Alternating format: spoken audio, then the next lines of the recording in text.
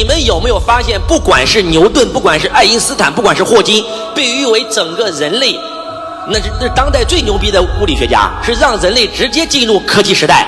而这3个人研究科学研究到最后，全变成了有神论者，他们都相信上帝存在。有没有发现？那为什么会这样呢？看下面那个实验，这个实验是如何让爱因斯坦一战成名的？还是这个实验是如何让爱因斯坦变成一个有神论者的？拿2个木板，把2个木板抠2条缝，把这个光用这个点射模式射过这2条缝。如果说光的组成单位是粒子的话，留在屏幕后方的一定是2条实杠。但是如果说光是能量波组成的话，留在屏幕后方的应该是一条条的斑马线，因为波峰与波谷叠加会形成一条新的杠。我们开始做实验了，做实验的无数回，发现全是斑马线。当科学家正准备做出结论，看来组成这个世界的最小单位就是能量波的时候，突然有一个科学家问了个问题：咱能不能够不要2条缝全穿过去，咱就穿过1条缝，看看是啥结果？如果只穿过1条缝，它是粒子的话，应该是留在屏幕上方的是1条杠。但是结果穿过去以后，发现还是斑马线。这个时候科学家就纳闷了，你说2条杠穿过去，波峰与波谷叠加形成斑马线，我能理解。我们只往1条缝穿过去了，它咋会还形成干涉呢？这就是量子物理学的第2个理论，叫量子纠缠。那就是科学家就想了，那能不能加个摄像头呢？我们看看这个光到底是通过哪条缝通过的。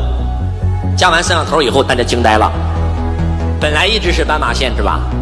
摄像头一加，变成了2条杠。摄像头一测，又变成了斑马线。摄像头一加，又变成了2条杠。出来了量子物理学的第3个定律，叫观察者原理。什么叫观察者原理？只要有人观测它，它就变成了物质，变成了粒子；没有人观测它，它就是能量波。波粒二象性是爱因斯坦提出来的。爱因斯坦因为提出来波粒二象性，直接得诺贝尔奖，直接推翻了牛顿的经典力学，成为了当代最顶尖的量子物理学家。我想告诉我们在座的各位，我再说一遍，观察者理论，你观测它，它就会变成粒子，形成物质；不观测它，它就是能量波，什么都形成不了。我想告诉我们今天在现场的所有同学，这个时候我要问你个问题：宇宙当中，宇宙在没有形成之前全是能量，结果啪大爆炸形成了物质，这是所有科学家现在公认的宇宙起源。那根据量子物理学观察者理论，在宇宙大爆炸的那一瞬间，有一个观察者。如果没有那个观察者，现在的宇宙还是能量波，不可能形成任何的星球、日月山河，更不能形成你我。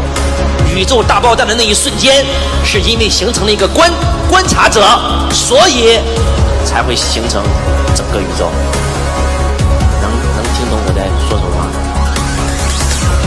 换句话讲，就是这个世界上，这个宇宙里有一个全能的神存在，你可以把它称为神，你也可以把它称为上帝，也可以把它称为造物主，也可以把它称为老天爷，但是一定有那个全能的观察者，他存在着，他在看着整个世界。